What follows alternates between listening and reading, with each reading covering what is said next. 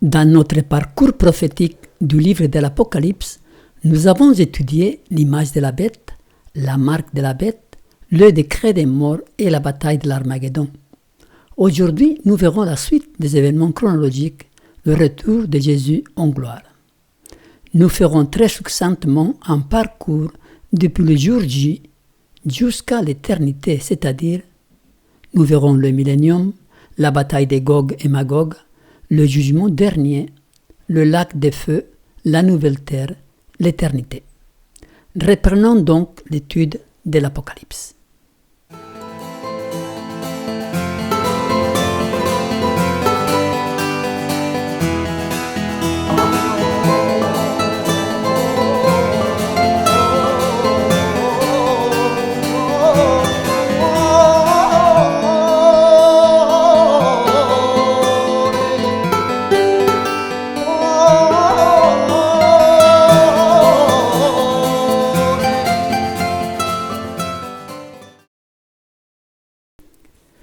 Le jour J est la septième trompette.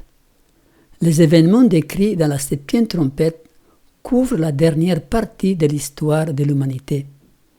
La septième trompette commence avec le jugement investigatif ou jugement préliminaire et culmine avec la venue de Jésus en gloire. Apocalypse 11, verset 15. Le septième ange sonna de la trompette, et il y eut dans le ciel de fortes voix qui disaient: le royaume du monde est remis à notre Seigneur et à son Christ, et il régnera au siècle des siècles. Le royaume du monde est remis à notre Seigneur et à son Christ. Satan, le usurpateur, le prince de ce monde, est détrôné. Le royaume du monde passe entre les mains du Christ, qui, par son sang, en a payé la rançon. Et puis, au verset 18, les nations se sont irritées, et ta colère est venue, et le temps est venu de juger les morts, de récompenser tes serviteurs les prophètes, les saints, et ceux qui craignent ton nom, les petits et les grands, et de détruire ceux qui détruisent la terre. Il y a plusieurs expressions là, ici. Les nations se sont irritées, c'est la bataille de l'Armageddon, c'est la fin. Et ta colère est venue. Ce sont les 7 coupes de la colère de Dieu décrites au chapitre 16 que nous sommes en train d'étudier. Le temps est venu de juger les morts. C'est le jugement préliminaire qui décide de la récompense. De détruire ceux qui détruisent la terre. Il s'agit de la destruction finale de la terre lors de la 7e coupe ou plaie. C'est là que nous nous étions arrêtés lors de notre dernière étude. Cette dernière coupe ou plaie, elle délivre les enfants de Dieu, c'est la fin de l'Armageddon, on l'avait vu dans notre dernière vidéo. Elle transforme la terre en un monceau de ruines, elle juge et détruit Babylone, et elle prépare la voie de Jésus, le retour de Jésus. Par la suite se produisent les événements décrits dans la 7e trompette, en Apocalypse 11, verset 17, « Tu as saisi ta grande puissance et pris possession de ton règne. » Jésus prend possession de son royaume usurpé d'entre ses mains par Satan. C'est le retour de Jésus en gloire. Cet événement nous est décrit symboliquement en Apocalypse 19 comme venant monter sur un cheval avec son armée. Il vient délivrer son peuple lors de la bataille de l'Armageddon. N'oublions pas, le livre de l'Apocalypse est très imagé. Apocalypse 19, 11 à 14, « Puis je vis le ciel ouvert, et voici parut un cheval blanc. Celui qui le montait s'appelle fidèle et véritable, et il juge et combat avec justice. Les armées qui sont dans le ciel le suivaient sur des chevaux blancs, revêtus d'un fin lin blanc pur. » Cet événement est décrit de plusieurs manières dans la Bible, aussi bien dans l'Ancien que dans le Nouveau Testament. De nombreux textes dans l'Ancien Testament décrivaient le retour de Jésus, mais furent mal interprétés par les Juifs du temps de Jésus en les appliquant à sa première venue. C'est pourquoi ils rejetèrent Jésus quand il apparut, car il était attendu comme un roi libérateur et non pas comme l'agneau de Dieu qui allait être offert en sacrifice pour les péchés du monde. Par contre, les prophéties qui pointaient vers sa première venue ne furent pas reconnues lors de leur accomplissement, comme celle d'Ésaïe 53 par exemple, où on voit la souffrance du Messie. Cependant, ce sont nos souffrances qu'il a portées, c'est de nos douleurs qu'il s'est chargé, et nous l'avons considéré comme puni, frappé de Dieu et humilié. Mais il était blessé pour nos péchés, brisé pour nos iniquités. Le châtiment qui nous donne la paix est tombé sur lui, et c'est par ses meurtrissures que nous sommes guéris. Le retour de Jésus est appelé dans l'Ancien Testament de plusieurs manières. Il nous est parlé comme le jour de l'Éternel, le jour de la vengeance de l'Éternel, jour de colère, le jour d'ardente fureur. On le voit dans ces textes, Ésaïe 13, verset 9. « Voici le jour de l'Éternel arrive, jour cruel, jour de colère et d'ardente fureur, qui réduira la terre en solitude et on exterminera les pécheurs. » En Sophonie 2, verset 2. « Avant que la colère ardente de l'Éternel fonde sur vous, avant que le jour de la colère de l'Éternel fonde sur vous. » Et je voudrais aussi rappeler que cette colère n'est pas la colère humaine, c'est une façon d'exprimer l'horreur que Dieu a pour les péchés et que finalement, lors de son retour, il sera éliminé. Ce retour de Jésus est aussi appelé le jour de la délivrance d'Israël. On le voit dans les psaumes. « Oh, qui fera partir de Sion la délivrance d'Israël? Quand Dieu ramènera les captifs de son peuple, Jacob sera dans l'allégresse, Israël se réjouira. » Et quand la Bible parle d'Israël, il parle maintenant de l'Église, l'Israël de la fin. Et puis dans le Nouveau Testament, on trouve aussi ces allusions au retour de Jésus. Jésus lui-même, dans ses paraboles, les a beaucoup utilisées. Jésus, quand il reviendra, est l'époux qui revient chercher son épouse. Vous vous rappelez de la parabole des 10 vierges.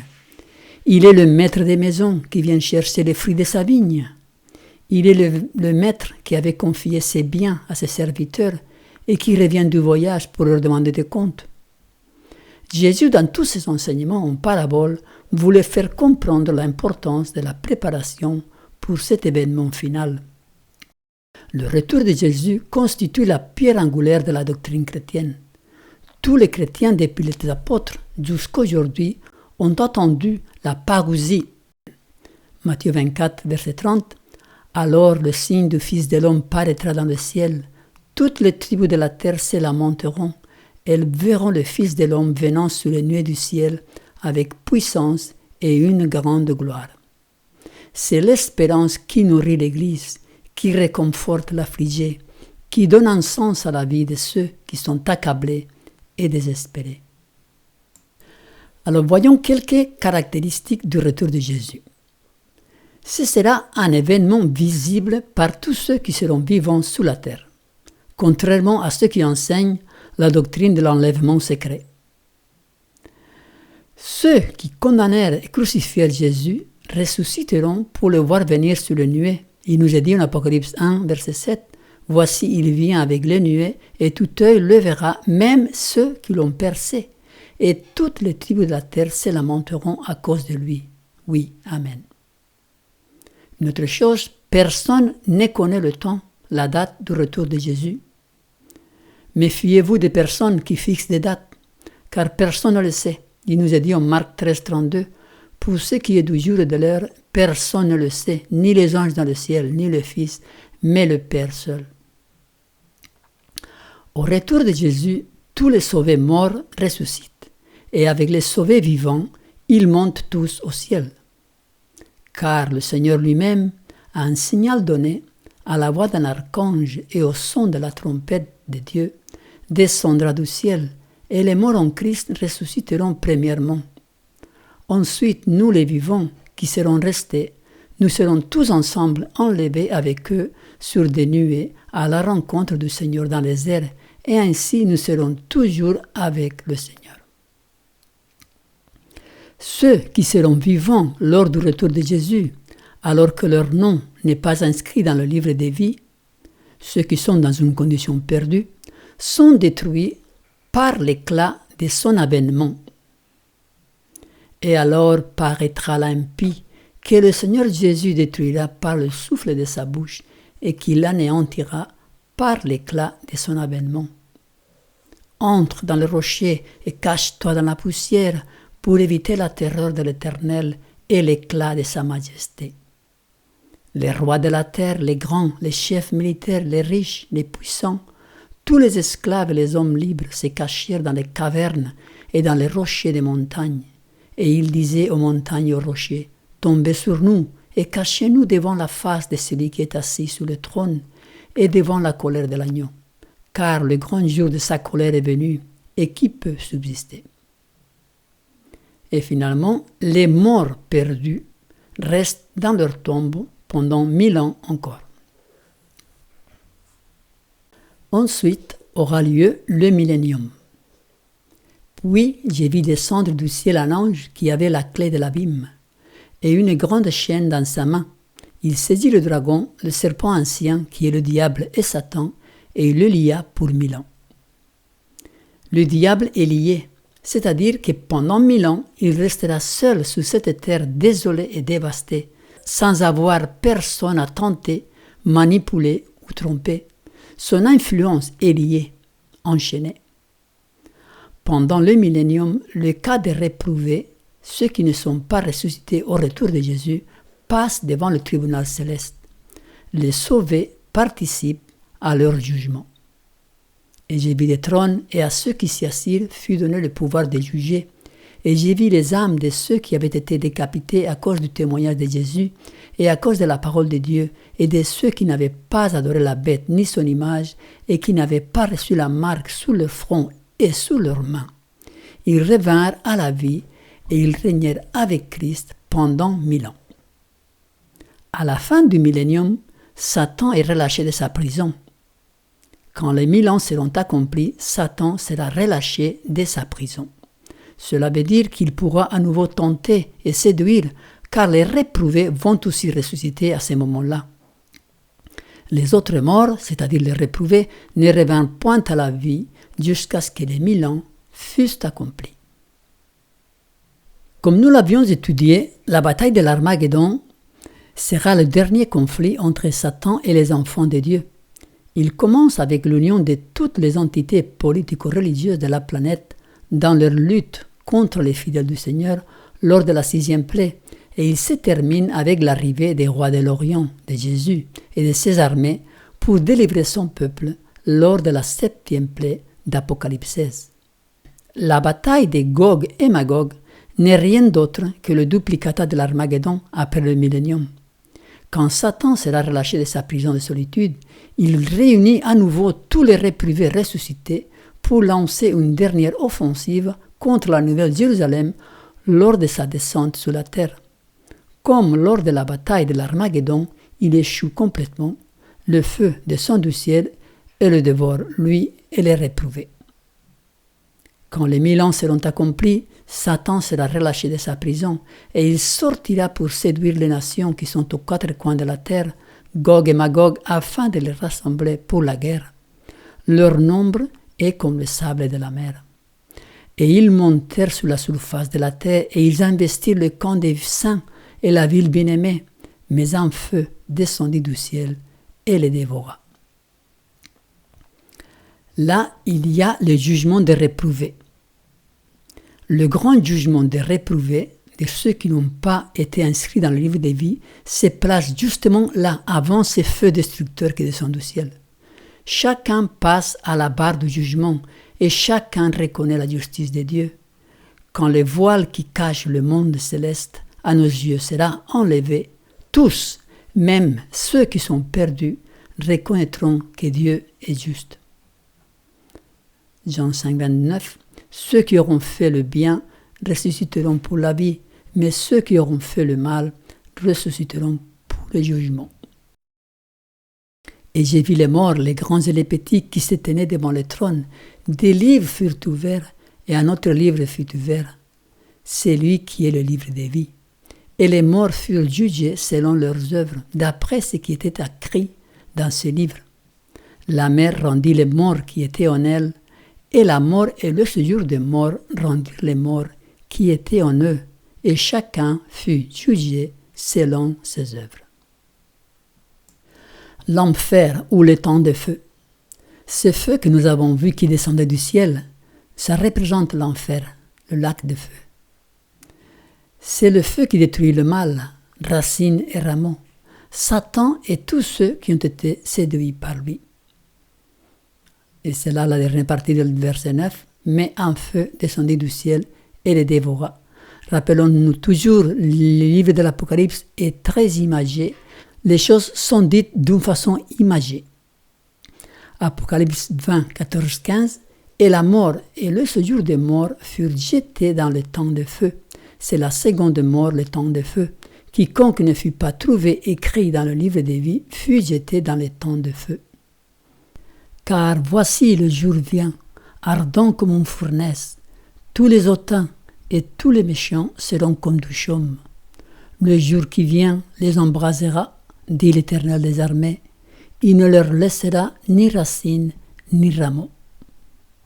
Nous vous invitons à regarder la vidéo sur l'enfer pour plus de détails. Seulement dire que l'enfer n'est pas un feu éternel. Les conséquences sont éternelles.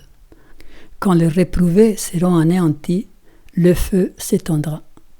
Car en plus, il faut savoir que ce feu a lieu sur la terre. Et c'est après que Dieu va recréer une nouvelle terre, quand le mal sera éliminé définitivement. Voyons donc la chronologie de Gog et Magog. Donc ici on voit à partir du retour de Jésus jusqu'à l'éternité. Au début des milléniums, donc, Satan est lié pendant 1000 ans. Après, les réprouvés ressuscitent. Satan aussi, il est délié. Il y a la descente de la Nouvelle Jérusalem. Et c'est là qu'il y a Gog et Magog. Satan et les réprouvés qui sont ressuscités essayent de détruire et d'attaquer la Nouvelle Jérusalem. Ensuite, il y a le jugement des réprouvés que nous avons vu. Et après, c'est là le feu, le lac de feu, l'enfer, qui détruit les réprouvés. Et ensuite, c'est l'éternité. Ensuite, Dieu recrée une nouvelle terre. Puis j'ai vu un nouveau ciel et une nouvelle terre, car le premier ciel et la première terre avaient disparu, et la mer n'était plus. Sur cette nouvelle terre, plus de mal. Et j'ai entendu du trône une forte voix qui disait « Voici le tabernacle de Dieu avec les hommes. Il habitera avec eux, et ils seront son peuple. Et Dieu lui-même sera avec eux. Il essuiera toute larme de leurs yeux, et la mort ne sera plus. Et il n'y aura plus ni deuil, ni cri, ni douleur, car les premières choses ont disparu. Enfin, l'éternité. Il n'y aura plus d'anathème. Le trône de Dieu et de l'agneau sera dans la ville. Ses serviteurs le serviront et verront sa face, et son nom sera sur le front. Il n'y aura plus de nuit, et ils n'auront besoin ni de lampes ni de lumière, parce que le Seigneur Dieu les éclairera, et ils régneront au siècle des siècles. Dieu établit son trône et donc habite sur la terre. Cette planète longtemps rebelle est honorée par sa présence, car elle a du prix à ses yeux. De retour sur terre. Heureusement, ou malheureusement, nous sommes encore là. Nous avons l'occasion de racheter le temps et de nous préparer pour tous ces événements qui s'accompliront bientôt dans la vie de chacun de nous. N'oublions pas que notre vie est courte et qu'à notre mort tout est fini. Nos choix sont irrévocablement fixés pour la vie ou pour la mort éternelle. Ce que nous verrons à notre réveil sera soit le retour en gloire de Jésus pour ceux qui mourront sauvés, soit la bataille de Gog et Magog pour ceux qui mourront perdus. Personne ne sait combien de temps nous avons à vivre encore sur cette planète déchue et abîmée par le péché. Nous nous acheminons vers des temps très difficiles. On nous annonce des catastrophes naturelles qui ne vont pas cesser d'augmenter. La vie sur notre planète deviendra insupportable. L'angoisse, la peur seront notre lot quotidien. L'instabilité sociale et économique deviendront très éprouvantes. Le danger nous menacera de tous côtés, mais nous trouverons un sûr refuge auprès de celui qui ne sommeille ni ne dort. Je lève mes yeux vers les montagnes, d'où me viendra le secours? Le secours me vient de l'Éternel qui a fait les cieux et la terre. Il ne permettra point que ton pied chancelle. Celui qui te garde ne sommeillera point. Voici, il ne sommeille ni ne dort, celui qui garde Israël. L'Éternel est celui qui te garde. L'Éternel est ton ombre à ta main droite. Pendant le jour, le soleil ne te frappera point, ni la lune pendant la nuit. L'Éternel te gardera de tout mal, il gardera ton âme. L'Éternel gardera ton départ et ton arrivée, dès maintenant et à jamais. Cher ami, faites en sorte que la parole de Dieu devienne pour vous une lampe pour éclairer votre chemin, par ses prédictions prophétiques et ses enseignements. Une épée pour vaincre vos ennemis qui s'élèvent de toutes parts pour vous abattre, les tentations de la chair. Un bouclier pour vous protéger des doutes, des suggestions des infidèles, des moqueries de ce monde incrédule et méchant. Le pain quotidien qui nourrira votre âme et la rafraîchira. Ainsi, vous serez prêts pour le grand jour du Dieu Tout-Puissant. Ah, quel jour! Car le jour de l'Éternel est proche, il vient comme un ravage du Tout-Puissant.